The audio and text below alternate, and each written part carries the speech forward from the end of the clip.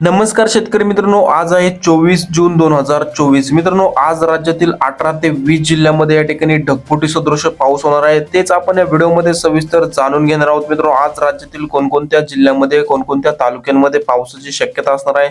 काल देखील मित्रांनो राज्यातील विविध जिल्ह्यामध्ये ढगफुटी सदृश पाऊस झाला. तुमच्या भागामध्ये देखील पाऊस झाला असेल तर आपल्याला कमेंटमध्ये नक्की कळवा.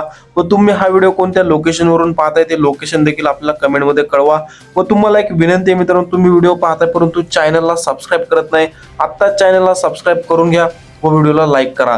तर आपण या ठिकाणी विदर्भापासून सुरुवात करणार आहोत. मित्रांनो, विदर्भामध्ये काल बऱ्याचशा जिल्ह्यामध्ये ढगफुटी सदृश पाऊस झाला. आज देखील या ठिकाणी अमरावती, अकोला, नागपूर, भंडारा, गोंदिया, चंद्रपूर, यवतमाळ, वाशिम या जिल्ह्यामध्ये आज देखील दुपारनंतर मध्यम ते जोरदार स्वरूपाच्या पावसाची शक्यता ही आपल्याला पाहायला मिळणार आहे. यवतमाळ, वाशिम, अकोला या जिल्ह्यामध्ये मित्रांनो पावसाचं प्रमाण हे अधिक असणार आहे. तसेच मित्रांनो या ठिकाणी गडचिरोली, अमरावती, चंद्रपूर, नागपूर, भंडारा, गोंदिया या जिल्ह्यामध्ये देखील मध्यम ते जोरदार स्वरूपाचा पाऊस आपल्याला पाहायला मिळणार आहे.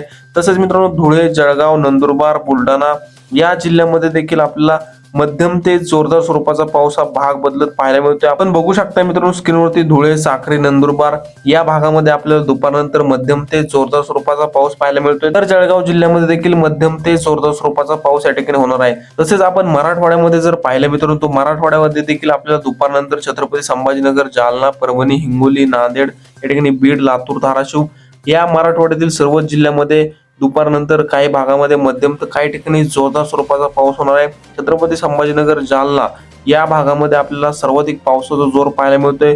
तर जिंतूर, सिल्लोड, चिखली या भागामध्ये देखील जोरदार स्वरूपाच्या पावसाची शक्यता पाहायला मिळणार आहे. तर हिंगोली, नांदेड, परभणी या जिल्ह्यामध्ये देखील मित्रांनो आपल्याला मध्यम ते जोरदार स्वरूपाचा पाऊस पाहायला मिळतोय. तर बीड जिल्ह्यामध्ये देखील परळी, माजलगाव, बीड, केज या ठिकाणी आपल्याला हलक्या मध्यम स्वरूपाचा पाऊस पाहायला मिळतोय. तर धाराशिव जिल्ह्यामध्ये देखील मित्रांनो कळंब या ठिकाणी, भूम, परांडा, वाशी, धाराशिव, तुळजापूर, वैराग या भागामध्ये आपल्याला हलक्या मध्यम स्वरूपाचा तर काही ठिकाणी जोरदार स्वरूपाचा पाऊस पाहायला मिळतोय. लातूर जिल्ह्यामध्ये देखील अहमदपूर, औसा या भागामध्ये आपल्याला जोरदार स्वरूपाच्या पावसाची शक्यताही पाहायला मिळते. तसेच मित्रांनो पश्चिम महाराष्ट्रामध्ये पुणे, सांगली, सातारा, कोल्हापूर, सोलापूर या जिल्ह्यामध्ये पुन्हा एकदा पावसाचा जोर आपल्याला वाढताना पाहायला मिळतोय.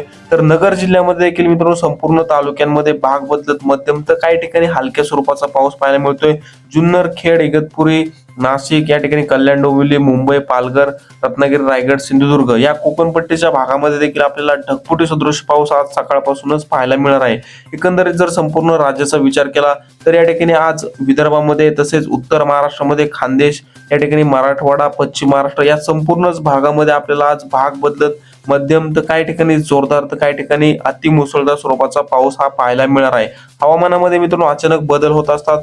आपण अशाच प्रकारचे पावसाचे नवनवीन व ताजे अपडेट घेऊन येत असतो. त्यामुळे तुम्ही चॅनलला सबस्क्राईब करा व व्हिडिओला लाईक नक्की करा. धन्यवाद.